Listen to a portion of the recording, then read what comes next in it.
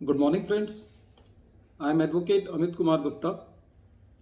अपने income tax के cases की सीरीज़ में आज जो मैं केस आप लोगों के सामने डिस्कस करने जा रहा हूँ उस केस का नाम है Bhind district cooperative central bank limited versus income tax department and others.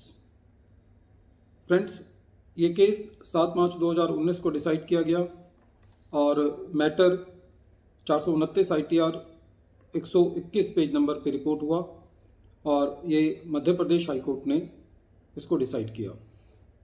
Case बहुत इम्पॉर्टेंट है, काफ़ी प्रैक्टिकल यूटिलिटी का है उन कंपनीज़ के लिए जो कि नॉन बैंकिंग फाइनेंस कंपनीज़ हैं। दोस्तों, नॉन बैंकिंग फाइनेंस कंपनी जो है वो रिजर्व बैंक ऑफ इंडिया से रेगुलेट होती हैं और in non banking finance companies को अपने डेटर्स के लिए प्रोविज़न बनाना पड़ता है जिसको हम नॉन परफॉर्मिंग असेट्स बोलते हैं, NPA बोलते हैं, जिन पर कंपनी को ब्याज रेगुलर नहीं आता।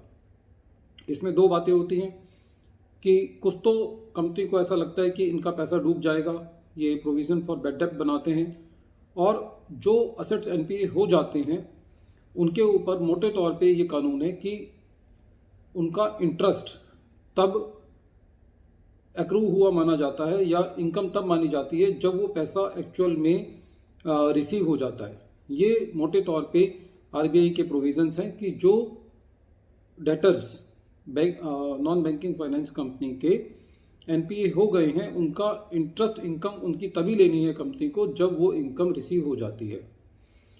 तो ऐसे ही दो मैटर प्रेजेंट केस में थे। पहला मैटर ये था कि इस केस में कंपनी ने अपने प्रोविज़न फॉर बैड डेब्ट का खर्चा क्लेम किया हुआ था। दूसरा, जो नॉन परफॉर्मिंग असेट्स थे उन असेट्स पे कंपनी ने इंटरेस्ट जो था वो नहीं एक्रू किया था, उसको अपने इनकम में नहीं लिया था। दोनों मुद्दों पर इनकम टैक्स ऑफिसर ने असेसी की एडिशन कर दी। मैटर CIT अपील के पास गया। CIT अपील ने जो पहला मैटर था प्रोविज़न फॉर बैड डेब्ट वाला, उस पर तो कंपनी को रिलीफ दे दिया, लेकिन जो इंटरेस्ट पार्ट था जिसके ऊपर कंपनी ये कह रही थी कि ये एक्रूअल बेसिस पे टैक्सेबल नहीं है, उसके ऊपर CIT अपील ने असेसी को रिलीफ नहीं दिया।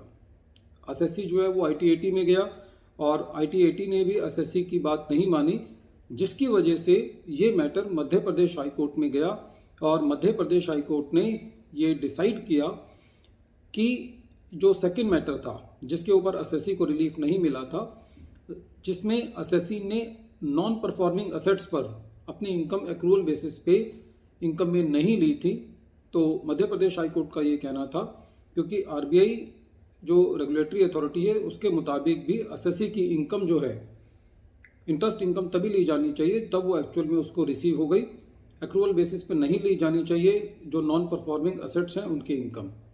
तो ये कहते हुए मध्य प्रदेश हाई कोर्ट ने असेसी के फेवर में फैसला दिया। इस केस में दो इम्पॉर्टेंट जजमेंट्स हैं फ्रेंड्स गुजरात हाई कोर्ट के, जिसके अंदर Gujarat high court same issue पर असेसी को रिलीफ दे चुकी है और उन दोनों केसेस में जो डिपार्टमेंट था वो सुप्रीम कोर्ट गया और सुप्रीम कोर्ट ने डिपार्टमेंट की जो याचिका थी वो नहीं मानी थी। उन दो केसेस का नाम है प्रिंसिपल CIT वर्सेस श्री महिला सेवा सहकारी बैंक लिमिटेड। इस केस में गुजरात हाई कोर्ट ने असेसी को रिलीफ दिया, डिपार्टमेंट सुप्रीम कोर्ट गया और सुप्रीम कोर्ट ने डिपार्टमेंट की याचिका खारिज कर दी। दूसरा case principal CIT versus Saranpur cooperative bank limited, same issue पर गुजरात हाई कोर्ट ने श्री महिला सेवा सहकारी बैंक लिमिटेड का हवाला देते हुए रिलीफ दिया और इस केस में भी डिपार्टमेंट जो है वो सुप्रीम कोर्ट गया और सुप्रीम कोर्ट ने डिपार्टमेंट की याचिका खारिज कर दी। फिर एक case Punjab and Haryana high court के पास गया।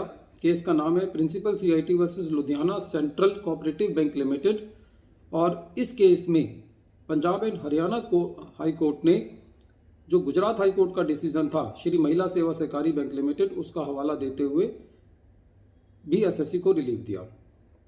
तो फ्रेंड्स, प्रेजेंट केस में जो कि केस का नाम है Bhind district cooperative central bank limited, इस केस में मध्य प्रदेश हाई कोर्ट ने असेसी को जो एक्रूअल इनकम पे इंटरेस्ट लेने की डिपार्टमेंट बात कर रहा था उसको नहीं माना और ये कहा कि ये इंटरेस्ट तभी टैक्सेबल होगा जब असेसी को एक्चुअल में रिलीफ हो जाएगा, रियलाइज हो जाएगा, क्योंकि इस केस में जो आरबीआई की गाइडलाइंस हैं वो भी यही बात एसएससी को कहती हैं कि आपकी इनकम तभी अक्रू होगी जब आपको वो इनकम रिसीव हो जाएगी। फ्रेंड्स, बिल्कुल क्लियर कट केस है। इस केस से एनबीएफसी कंपनीज के जो एक पैटर्न चला आ रहा है कि आपको नॉन परफॉर्मिंग एसेट्स पे अपनी इनकम को जो है वो टैक्स देने की ज़रूरत नहीं है, वो बिल्कुल ठीक है। और प्रोविज़न फॉर बैड डेप्ट वाली भी बात, आपको बैड डेप्ट के प्रोविज़न के मुताबिक भी आपको डिडक्शन मिलेगा, ये यदि वो प्रोविज़न जो है वो आरबीआई के प्रावधानों के मुताबिक किया गया है। दोस्तों, ये केस 7 मार्च 2019 को डिसाइड किया गया था और मैटर 429 ITR पेज नंबर 121 पे रिपोर्ट किया गया था। मैं ये ऐसी उम्मीद करता हूँ कि ये केस आपके एनबीएफसी के केसेस को डील करने में मदद करेगा। और यदि आप मेरे आगे वीडियोस देखना चाहते हैं तो आप मेरे चैनल को सब्सक्राइब करें और बेल आइकन प्रेस करें, जिससे आपको मेरे फ्यूचर केसेस का नोटिफिकेशंस मिलता रहे। Thank you friends, thank you.